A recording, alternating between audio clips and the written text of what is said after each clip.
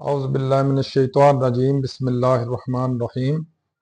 अल्लाह जल्ले शानहू दे नाम दे नाल अल्हम्दुलिल्लाहि रब्बिल आलमीन वल आक़िबतुल लिल मुत्तकीन अस्सलातु वस्सलामु अला रसूलिहिल करीम। दोस्तों अस्सलामु अलैकुम। मैं डॉक्टर नसीर कालों हाज़र जनाब दी खिदमत च नवे वीलॉग दे नाल और CNP न्यूज़ दे प्लेटफॉर्म तो। दोस्तों जिस तरह कि तुहानू पता 2-3-4 दिन असी कोई गल नहीं कर सके क्योंकि मेरा जड़ा सीनियर बॉस आ वो गवाच जाता कदी कदी गवाच जाता तो मुड़ के कहता भी तू इत्थे नहीं सा। यानी मतलब बिल्कुल गौरमेंट वांगू आ मेरे बॉस का हाल। मनना नहीं मेरी गलती आ ते जो मर्जी हुंदा जाए। दोस्तों परसों इलैक्शन का दिन सी 8 तारीख सी 8 फरवरी और 8 फरवरी के उत्ते PTI ने काफ़ी अपना एहतजाज भी रिकॉर्ड किया, जलसे जुलसे भी किए। उनका हक भी है, करना भी चाहिए क्योंकि साडा आइन जड़ा वै वो साडे हर पाकिस्तानी नूं एहतजाज का हक तो दिंदा और उस कोई खलल नहीं होना चाहिए, कोई रुकावट नहीं होनी चाहिए, कोई उस तशद्दुद नहीं होना चाहिए, कोई इस खराबी नहीं होनी चाहिए, कोई उहदे अंदर नुकसान नहीं होना चाहिए। लेकिन मुसीबत यह आ पता नहीं की गल आ, मैं हैरान हाँ कि इमरान खान और या उहदी पार्टी जदों भी किते कोई एहतजाज कर लगती आ इस तरह हुंदा सा पूरे मुल्क के अंदर तूफान आ गया, सारे अलर्ट हो गए, दफा 144 लगा दो सारे पाकिस्तान च जनाब, सारी जगह ते पुलिस अलर्ट कर दो, रेंजर्स नूं बुला लो, FC नूं बुला लो। वो खुदा दे बंदे हो, वो पाकिस्तानी ने, साडे भाई ने, पाकिस्तान के दुश्मन नहीं है, मुहिब्बे वतन उन्ने ही ने जिन्ने असीं बाकी लोग हाँ। तो अगर वो एक एहतजाज करते हैं तो एहतजाज कर तो क्यों रोकते हो? नंबर 1। नंबर 2, जे रोकना भी आ तो कम से कम उन्होंने मामला देखो सुनो भी मसला की है, क्यों एहतजाज कर रहे हैं। तीसरे नंबर पर जदों डिक्टेटरां की तरह कोई भी गौरमेंट किसी भी मुल्क च बिहेव करेगी अपने लोगों के नाल, अपने मुल्क के बशिंदियां दे नाल, उत्ते मसाइल तो आउंदे ने, मामला तो खराब भी होंदे ने, जिस तरह साडे हो भी रहे हैं। 8 फरवरी वो एक स्याह दिन है जिस दिन साडे मुल्क के अंदर इंतखाब के नाम से फ्रॉड किया गया सी और जिदे 3 किरदार इंतहाई अहम किरदार ने। तीनों साबिक चीफ जस्टिस, साबिक निगरान वजीर आजम और इलैक्शन कमीशन। अगर इन्हां च थोड़ा जा भी एहसास, मुल्की एहसास, मुहिब्बे वतनी और इन्हां दे अंदर खलूस हुंदा, इंसाफ हुंदा, बिल्कुल ये मामलात ना खराब होंदे ना मसाइल बनते। हुण फार्म 45 ते 47 का रौला साल तो पिया वा, वो हल नहीं साडे को होण दिया और उन्होंने हाईलाइट कौन कर रहा?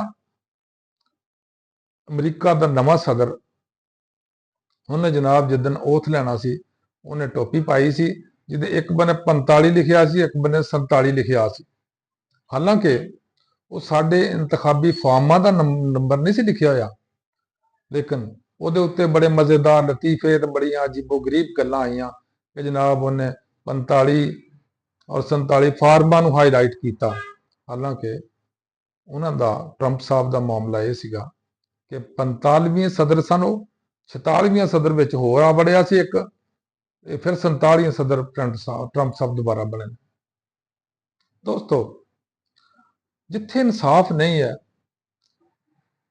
जिथे जुल्म होगा उत्थे मामलात हमेशा खराब होंगे क्योंकि इंसाफ तो मैं 1-2 दफा पहले भी गल की है कि चर्चिल ने सन 40 के करीब करीब जो जंग लगी है अपने 42, 43, 44 जंग शुरू हुई आलमी जंग, तो जर्मनी ने बहुत बड़ा हमला किया इंग्लैंड के उपर और लंदन की तबाही ला दी सी। इन्नी बहुत बंबारी की गई, लोग इकट्ठे होके चर्चिल नूं उन्होंने कहा वो साडे वजीर आजम या साडे सदर साडे या साडे वड्डे वड्डे जिहड़े अहुदेदार ने उन्हां दी तरह उत्थे नहीं है, ਉੱਥੇ ਹਰ ਬੰਦਾ ਜਾ ਕੇ ਆਪਣੇ ਵਜ਼ੀਰ ਆਜ਼ਮ ਨੂੰ ਮਿਲ ਸਕਦਾ, ਸਦਰ ਨੂੰ ਮਿਲ ਸਕਦਾ, ਆਪਣੇ ਗਵਰਨਰ ਨੂੰ ਮਿਲ ਸਕਦਾ, ਆਪਣੇ ਵਜ਼ੀਰਾਂ ਨੂੰ ਮਿਲ ਸਕਦਾ, ਉੱਥੇ ਕੋਈ ਪ੍ਰੋਬਲਮ ਨਹੀਂਗਾ। ਇਹ ਜਿਹੜੀ ਹੈ ਡਿਮਾਰਕੇਸ਼ਨ ਜਾਂ ਤਫਰੀਕ ਜਾਂ ਆਲਾ ਰੁਤਬੇ ਤੇ ਕਮਜ਼ੋਰ ਰਾਇਆ ਕਿ ਸਾਡੇ ਮੁਲਕ 'ਚ ਜਿੱਥੇ ਗੁਲਾਮੀ ਚੱਲਦੀ ਰਹੀ ਆ, ਜਿੱਥੇ ਗੁਲਾਮਾਨਾ ਜ਼ਹਿਨੀਅਤ ਹੁੰਦੀ ਆ, ਉੱਥੇ ਇਹ ਮਾਮਲਾਤ ਚੱਲਦੇ ਨੇ। ਸਾਡੇ ਵਾਂਗੂ ਨਹੀਂ ਹੈ ਕਿ ਇੱਥੇ ਇੱਕ ਦਿਨ ਇੱਕ ਵਜ਼ੀਰ ਆਜ਼ਮ ਨੇ ਲੰਘਣਾ ਜਾਂ ਇੱਕ ਵਜ਼ੀਰ ਨੇ ਲੰਘਣਾ ਜਾਂ ਇੱਕ ਡੀਸੀ ਨੇ ਲੰਘਣਾ ਤੇ ਉੱਥੇ ਜਨਾਬ ਕਰਫਿਊ ਲੱਗ ਜਾਣਾ, ਸਾਰੇ ਟ੍ਰੈਫਿਕ ਉਧਰ ਦੀ ਉਧਰ ਤੇ ਉਧਰ ਦੇ। ਇਸ ਤਰ੍ਹਾਂ ਨਹੀਂ ਹੁੰਦਾ। ਜਿੰਨੇ ਵੀ ਡੈਮੋਕ੍ਰੇਟਿਕ ਮੁਲਕ ਨੇ ਜਾਂ ਜਿੰਨੇ ਵੀ ਡਿਵੈਲਪ ਮੁਲਕ ਨੇ, ਤਰੱਕੀ ਯਾਫਤਾ ਲੋਕ ਨੇ, ਕੌਮਾਂ ਨੇ ਤਰੱਕੀ ਯਾਫਤਾ, ਉੱਥੇ ਇਹ ਨਹੀਂ ਹੈ ਤਫਰੀਕ। ਉੱਥੇ ਹਰ ਬੰਦਾ ਜਾ ਕੇ ਆਪਣੇ ਪਸੰਦੀਦਾ ਜਾਂ ਆਪਣੇ ਚੁਣੀਦਾ ਜਿਹੜੇ ਹੈ ਨੇ ਅਹੁਦੇਦਾਰ, ਉਹਨੂੰ ਮਿਲ ਸਕਦਾ ਬੜੇ ਆਰਾਮ ਨਾਲ। ਇਸੇ ਤਰ੍ਹਾਂ ਲੋਕ ਇਕੱਠੇ ਹੋ ਕੇ ਚਰਚਿਲ ਸਾਹਿਬ ਦੇ ਕੋਲ ਗਏ, ਉਹਨਾਂ ਨੂੰ ਕਿਹਾ ਕਿ ਜਨਾਬ ਦੇਖੋ ਮੁਲਕ ਦੀ ਤਬਾਹੀ ਲੈ ਗਈ ਆ। ਉਹਨਾਂ ਬੜਾ ਤਾਰੀਖੀ ਲਫ਼ਜ਼ ਕਿਹਾ ਸੀ, ਫਿਕਰਾ ਕਿਹਾ ਸੀ। ਉਹਨਾਂ ਕਿਹਾ ਦੱਸੋ ਮੈਨੂੰ ਕਿ ਮੇਰੇ ਮੁਲਕ 'ਚ ਇਨਸਾਫ ਹੋ ਰਿਹਾ? ਉਹਨਾਂ ਕਿਹਾ ਜੀ ਇਨਸਾਫ ਬਿਲਕੁਲ ਹੋ ਰਿਹਾ, ਜੱਜ ਬਿਲਕੁਲ ਸਹੀ ਔਰ 100% ਇਨਸਾਫ ਕਰ ਰਹੇ ਨੇ। ਉਹਨਾਂ ਕਿਹਾ ਫਿਰ ਪਰੇਸ਼ਾਨ ਹੋਣ ਦੀ ਗੱਲ ਨਹੀਂ ਹੈ। ਜਿਹੜੇ ਮੁਲਕਾਂ 'ਚ ਇਨਸਾਫ ਹੁੰਦਾ ਉੱਥੇ ਕੋਈ ਮਾਮਲਾਤ ਖਰਾਬ ਨਹੀਂ ਹੁੰਦੇ। ਜੇ ਖਰਾਬ ਹੋ ਜਾਂਦੇ ਤੇ ਅੱਲਾਹ ਤਾਲਾ ਦੀ ਮਦਦ ਨਾਲ ਬੜੀ ਜਲਦੀ ਠੀਕ ਹੋ ਜਾਂਦੇ ਨੇ। ਇਸੇ ਨੂੰ ਦੂਸਰੇ ਲਫ਼ਜ਼ਾਂ 'ਚ ਕਿਹਾ ਜਾਂਦਾ ਕਿ ਇਨਸਾਫ ਹੋਣਾ ਨਹੀਂ ਚਾਹੀਦਾ, ਬਲਕਿ ਇਨਸਾਫ ਨਜ਼ਰ ਆਉਣਾ ਚਾਹੀਦਾ। ਔਰ ਤੀਸਰੀ ਸ਼ਕਲ ਵਿੱਚ ਇਹਨੂੰ ਕਿਹਾ ਗਿਆ ਸੀ ਕਿ ਤੁਸੀਂ ਅਗਰ ਦੇਰ ਇਨਸਾਫ ਦਿੰਦੇ ਹੋ, ਟਾਈਮ ਨਾਲ ਇਨਸਾਫ ਨਹੀਂ ਦਿੰਦੇ ਤੇ ਤੁਸੀਂ ਇਨਸਾਫ ਨਹੀਂ ਦੇ ਰਹੇ। ਉਹਨੂੰ ਕਹਿੰਦਾ ਡਿਲੇਡ ਜਸਟਿਸ ਜਾਂ ਡਿਨਾਈਡ ਜਸਟਿਸ, ਕਿ ਅਗਰ ਤੁਸੀਂ ਇਨਸਾਫ ਦੇ ਰਹੇ ਹੋ ਲੇਕਿਨ ਬੜਾ ਰਗੜ ਕੇ ਲੱਤਾਂ ਤੇ ਦੇ ਰਹੇ ਹੋ, ਉਹ ਇਨਸਾਫ ਨਹੀਂ ਹੈ। ਤੇ ਮੇਰੇ ਪਿਆਰੇ ਮੁਲਕ ਦੇ ਅੰਦਰ ਇਹੋ ਕੁਝ ਹੀ ਹੋ ਰਿਹਾ, ਜਿਹਦੇ ਮੁਤਲਕ ਕੋਈ ਵੀ ਡਿਵੈਲਪਡ ਕੌਮ, ਕੋਈ ਵੀ ਡਿਵੈਲਪ ਮੁਲਕ, ਕੋਈ ਵੀ ਇਨਸਾਫ ਪਸੰਦ ਅਦਾਰਾ ਜਾਂ ਮੁਲਕ ਜਾਂ ਕੋਈ ਵੀ ਇਨਸਾਫ ਪਸੰਦ ਕੌਮ ਜਿਹੜੀ ਆ ਉਹਨੂੰ ਪਸੰਦ ਨਹੀਂ ਕਰਦੀ ਕਿ ਇਸ ਤਰ੍ਹਾਂ ਦੀ ਜਸਟਿਸ ਹੋਵੇ ਜਿਸ ਤਰ੍ਹਾਂ ਦਾ ਖੁਦਾ ਨਖਾਸਤਾ ਸਾਡੇ ਹੋ ਰਿਹਾ। ਕਿਉਂ? ਇਹਦੀ ਵਜ੍ਹਾ ਬਹੁਤ ਸਾਰੀਆਂ ਵਜ੍ਹਾ ਨੇ। ਇੱਕ ਤੇ ਬਤੌਰੇ ਕੌਮ ਸਾਡੇ 'ਚ ਜੋ ਟੈਲੈਂਟ ਇਨਸਾਫ ਦੇ ਨਜ਼ਰ ਨਾਲ ਹੋਣਾ ਚਾਹੀਦਾ ਉਹ ਨਹੀਂ ਹੈ। ਹਰ ਬੰਦਾ ਦੌੜ 'ਚ ਲੱਗਾ, ਉਹ ਗਲਤ ਆ ਸਹੀ ਆ, ਉਹ ਕਹਿੰਦਾ ਕਿ ਮੈਂ ਜਿੱਤਣਾ ਚਾਹੀਦਾ, ਮੈਨੂੰ ਹਰ ਸੂਰਤ ਜਿੱਤਣਾ ਚਾਹੀਦਾ। ਇਹੀ ਵਜ੍ਹਾ ਕਿ 26 ਆਇਨੀ ਤਰਮੀਮ ਜਿਹੜੀ ਆ ਉਹਦੇ ਤਹਿਤ ਜਿਹੜੇ ਜਿਹੜੇ ਜੱਜ ਅੱਗੇ ਆ ਗਏ ਨੇ ਜਾਂ ਜਿਹੜੇ ਜਿਹੜੇ ਆਇਨੀ ਕਮਿਸ਼ਨ ਦੇ ਮੈਂਬਰ ਬਣ ਗਏ ਨੇ, ਉਹਨਾਂ ਇੱਕ ਨਵਾਂ ਅਦਾਲਤ ਬਣਾ ਲਈ ਆ। ਯਾਨੀ ਸੁਪਰੀਮ ਕੋਰਟ ਜਿਹੜੀ ਆ ਉਹ ਸੁਪਰੀਮ ਕੋਰਟ ਦੇ ਅੰਦਰ ਇੱਕ ਹੋਰ ਸੁਪਰੀਮ ਕੋਰਟ ਬਣ ਗਈ ਆ, ਜਿਹਦੇ ਨਾਲ ਮਾਮਲਾਤ ਮਜ਼ੀਦ ਗੰਭੀਰ ਹੋ ਰਹੇ ਨੇ। ਔਰ ਸਾਰੇ ਮਾਮਲਾਤ ਇੱਥੋਂ ਹੀ ਖਰਾਬ ਹੁੰਦੇ ਨੇ ਜਦੋਂ ਇੱਕ ਦੇ ਵਿੱਚ 2 ਨੰਬਰ ਵਾੜ ਦਿੱਤਾ ਜਾਏ। ਔਰ ਜਦੋਂ 2 ਨੰਬਰ ਦੇ ਵਿੱਚ ਹੋਰ ਨੰਬਰ ਵਾੜੀ ਜਾਓਗੇ ਤਾਂ ਨਵੇਂ-ਨਵੇਂ ਮਸਾਇਲ ਪੈਦਾ ਹੋਣਗੇ, ਨਵੇਂ-ਨਵੇਂ ਮਸਲੇ ਆਉਣਗੇ, ਜਿਸ ਸਾਡੇ ਆਪ ਵੀ ਰਹੇ ਨੇ।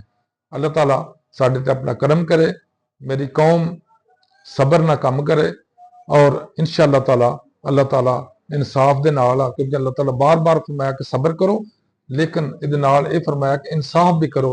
लिहाजा मेरी गुजारिशात हैं ਜਿਹੜੇ ਮੁਕਤਦਰ ਹਲਕੇ ਨੇ ਜਾਂ ਇਨਸਾਫ ਦੇ ਹਲਕੇ ਨੇ ਜਾਂ ਜੋ ਜਿਹੜੀ ਜਿਹੜੀ ਪੋਸਟ ਤੇ ਕਿਸੇ ਨੂੰ ਕੋ ਮਦਦ ਜਾਂ ਖਿਦਮਤ ਮੁਹੱਈਆ ਕਰ ਰਿਹਾ, ਕਿ ਇਨਸਾਫ ਨਾ, ਖਲੂਸੇ ਨੀਅਤ ਨਾ ਔਰ ਬਿਲਕੁਲ ਗੈਰ ਜਾਨਬਦਾਰੀ ਨਾਲ ਇਨਸਾਫ ਵੀ ਕਰਨਾ ਚਾਹੀਦਾ ਔਰ ਲੋਕਾਂ ਦੇ ਹਕੂਕ ਪਾਮਾਲ ਨਹੀਂ ਕਰਨੇ ਚਾਹੀਦੇ।